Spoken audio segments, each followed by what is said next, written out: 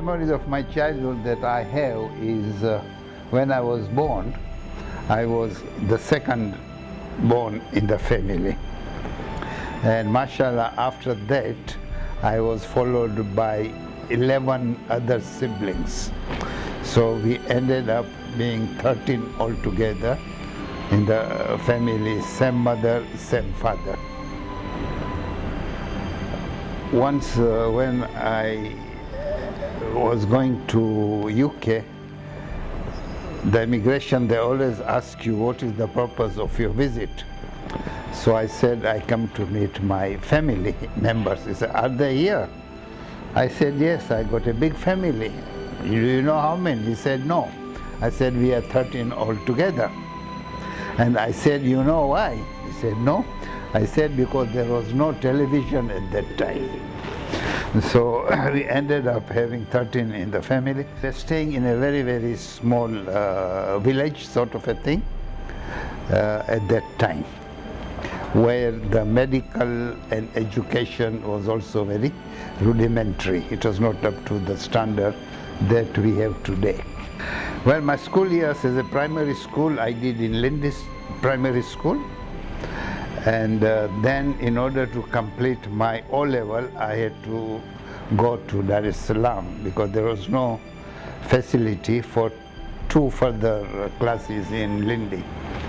So I completed in 1957, and I don't know why, but I think I was interested in accounts, so that is why I chose a chartered accountancy as a course to pursue my further education. I saw that there is no prospect for a person with initiative in a socialism market. I decided to emigrate. Not only I, but many people decided to emigrate from Tanzania. I was one of them. When I came and other people came also from East Africa, we did not find it very difficult to integrate because our Khoja brothers here welcomed us, encouraged us. In fact, they wanted us to settle down, properly. So with the encouragement of the local people, we integrated properly and there was no problem to start a new life here. Of course, business-wise, it's always difficult. You can integrate socially with people because they have the same culture. But business, it's up to you. So I must say that for somehow or the other, God was very kind to me, and I was very successful in the business I started in Pakistan. I ventured into community and social work when I was studying in UK. You may not believe it, but there was no Shia Imam Barga or mosque in the whole of UK in 1957.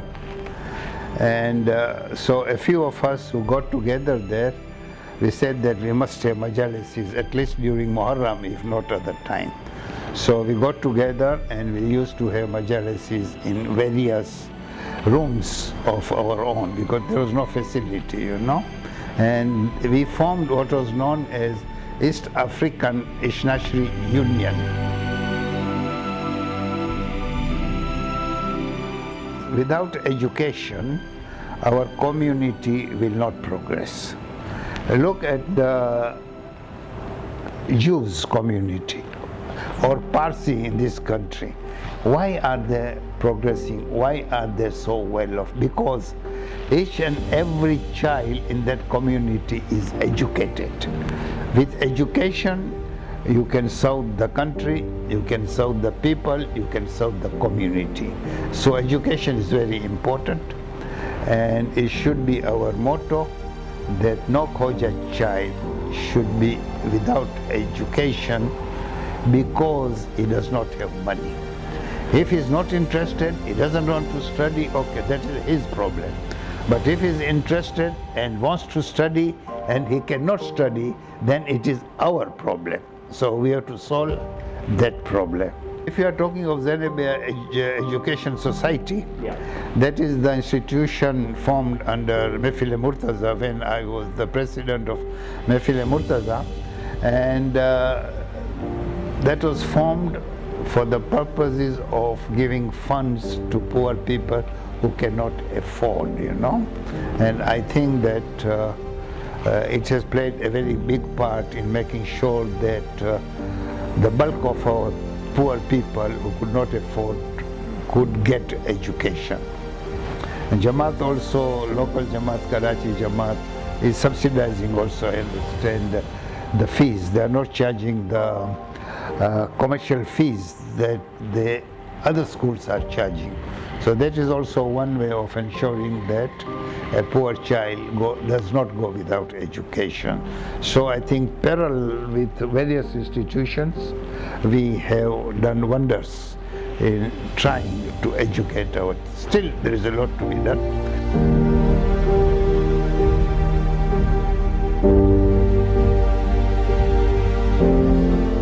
Housing the people is very important. Now when I said that, because I'm talking now in Karachi, Pakistan, we had a lot of problem in housing. We have solved to some extent, still there is there, but it's not there that in West there is no problem. Housing problem is there. There are so many people who are homeless there, So the housing is a universal problem, but alhamdulillah, if we unite together, if we pay our dues properly, give donations which we are giving community-wise, I think that we can house our people in the best possible way, because we are not a big community, 120,000 people, young and old, small and big. So housing the people is very important. If I don't live in a good house, in a good environment, my education will suffer, my health will suffer, and with this two suffering, the community is going into decay.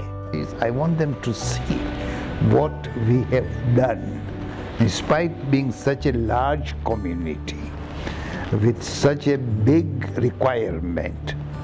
We have, mashallah, been able to have our own schools, our own colleges, our own hospitals, our own housing scheme, and none of these match, none of the other Jamaats or a federation can match the size of our infrastructure, mashallah. And our infrastructure has been mostly financed locally. Very few, even if you take Zenabia Trust, we got so many buildings built, but bulk of it was raised locally.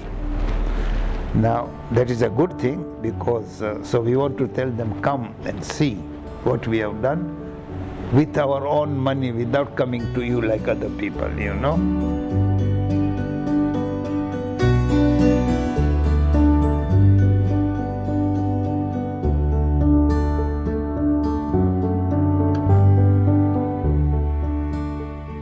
Muhammad and Zohra.